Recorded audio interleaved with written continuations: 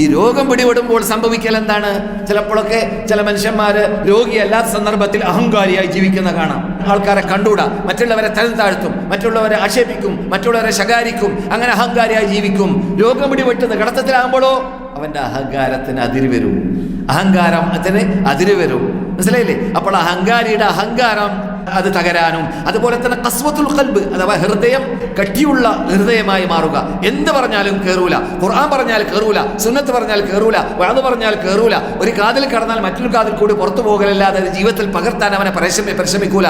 അങ്ങനെയുള്ള മഹാമാരകമായ രോഗത്തിന്റെ പേരാണ് ഖസ്വത്തുൽ ഖൽബ്. അങ്ങനെയുള്ള ഖസ്വത്തുൽ ഖൽബ് എന്നത് ഒരാൾക്ക് രോഗം പിടിപെടുമ്പോൾ നല്ല മാരകമായ രോഗമാണെങ്കിൽ പറയേണ്ടതില്ല, അവന്റെ ഖസ്വത്തുൽ ഖൽബ് മാറും. നമ്മളോട് വിനയത്തോടു കൂടി പറയും, ഒന്ന് എനിക്ക് വേണ്ടി പ്രാർത്ഥിക്കണം, ഒന്ന് എനിക്ക് വേണ്ടി ദ്വാരക്കണം. അങ്ങനെയുള്ള വിനയം അദ്ദേഹത്തിന്റെ ജീവിതത്തിൽ കണ്ടു കാണൂല, കേട്ട് കാണൂല, അത്രയും അഹങ്കാരിയായിരിക്കും. പക്ഷേ രോഗം അവനെ പിടിച്ച് അങ്ങനെയുള്ള പരീക്ഷണത്തിലൂടെ അവനെ അഥവാ അഹങ്കാരിയെ തളർത്തുന്നു. അതുപോലെ തന്നെ ഖസ്വത്തുൽ ഖൽബിന്റെ ഉടമയെയും തളർത്തുന്നു എന്നതാണ്.